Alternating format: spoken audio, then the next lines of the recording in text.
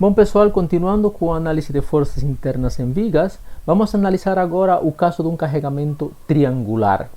É o caso de uma viga de balanço que está engastada no ponto A e é livre no extremo B, e se pede para calcular a força normal, o esforço cortante e o momento fletor ao longo da viga, seja em função da distância x ao extremo esquerdo da viga, ao ponto A.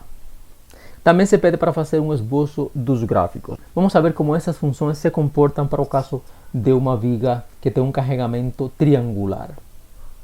A primeira coisa que a gente faz, como sabemos, é reduzir o carregamento, que sempre equivale à área do carregamento. Ou seja, nesse caso, que é um triângulo, seria a área desse triângulo. É o meio da base, que vale 3, que é o comprimento da viga, vezes a altura desse triângulo, que vale 60.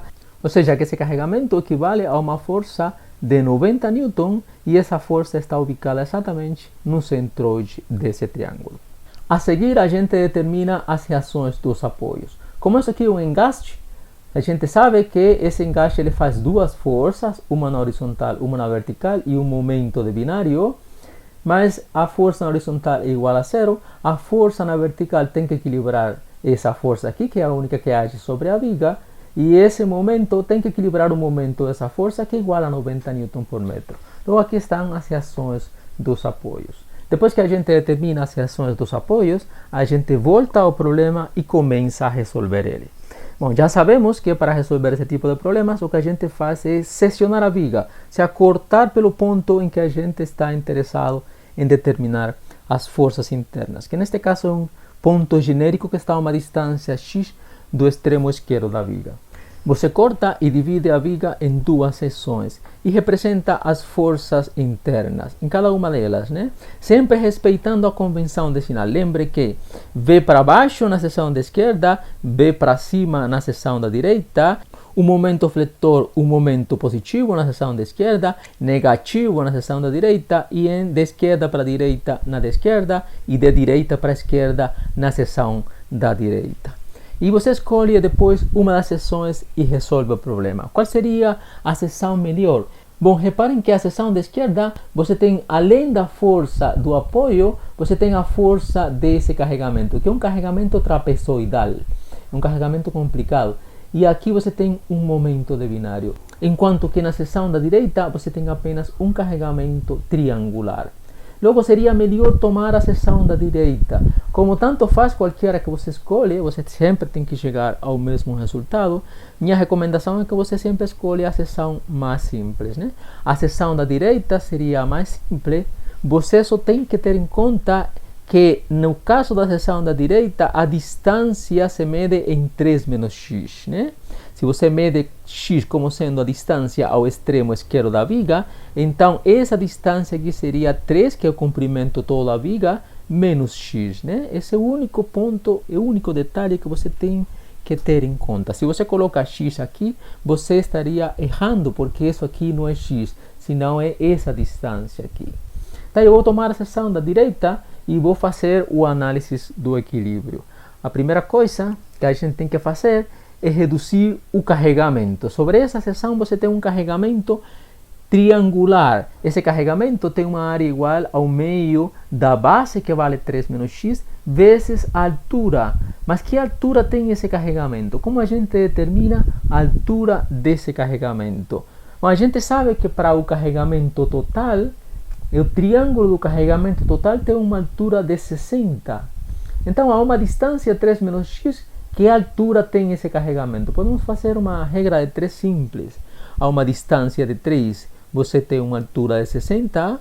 A uma distância de 3 menos x, você teria uma altura de h. Isolando h, chegamos aqui, essa altura é igual a 20 vezes 3 menos x. Logo, esse carregamento ele tem uma altura igual a 20 vezes 3 menos x, então ele gera uma área igual a isso aqui, né?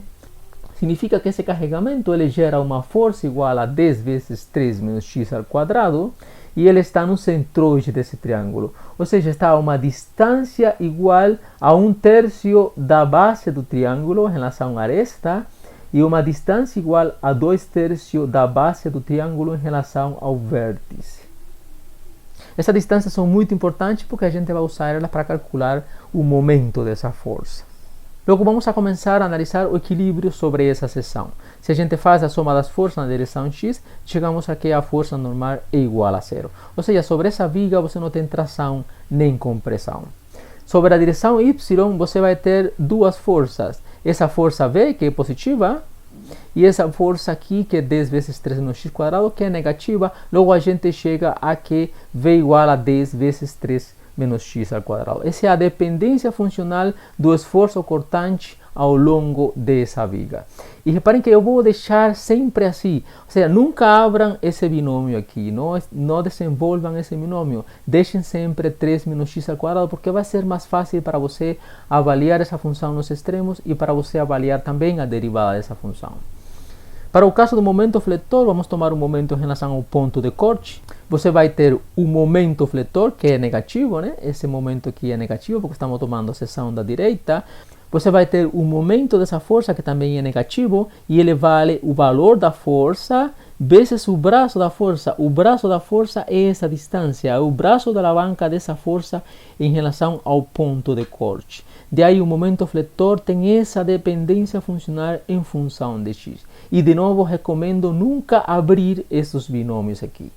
Nunca abra essa fórmula aqui, né? Não desenvolva ela. Deixa ela dessa forma aqui, você vai ver que é mais fácil para a gente depois avaliar essas funções. Bom, vamos analisar essas funções. Você tem aqui o esforço cortante e o momento fletor, e elas são válidas em todo o intervalo da viga. São válidas de 0 a 3. De novo, o esforço cortante é igual à derivada do momento fletor. E reparem que o esforço cortante tem um comportamento quadrático em relação à distância, enquanto que o momento fletor ele tem um comportamento cúbico. Bom, a razão pela qual isso acontece é porque a força do carregamento, no caso triangular, ele escala quadraticamente com a distância, enquanto que o momento da força do carregamento escala cubicamente com a distância. E lembrem, para comparar só, que no caso do carregamento retangular, você tem que o esforço cortante é uma função linear e o momento fletor é uma função quadrática. No caso do carregamento triangular, o esforço cortante vai ser uma função quadrática e o momento fletor vai ser uma função cúbica. Sempre são os comportamentos das funções em cada um dos carregamentos. É muito importante, né? Se você tem outro tipo de comportamento para um carregamento específico, então você está errando as contas. Você tem que revisar de novo o que você está fazendo. Bom, vamos analisar como se comportam essas funções ao longo da viga. Para o caso do esforço cortante, você avalia ele nos extremos. No extremo x igual a 0, essa função aqui vale 90, e é de esperar porque esse esforço cortante, essa força de desalinhamento da esquerda, tem que equilibrar a força de reação do engaste. E reparem que a força interna deveria equilibrar a outra força, que é a força do carregamento. Todas as forças têm que ficar bem equilibradas, né? Tanto as internas como as externas da viga.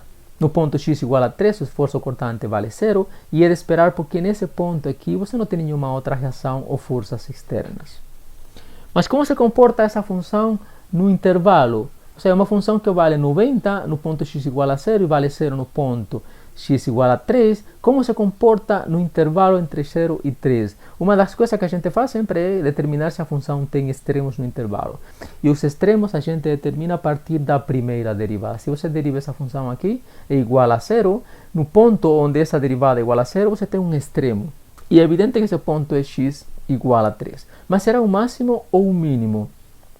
Bom, para a gente saber isso, a gente calcula a segunda derivada da função para determinar a concavidade.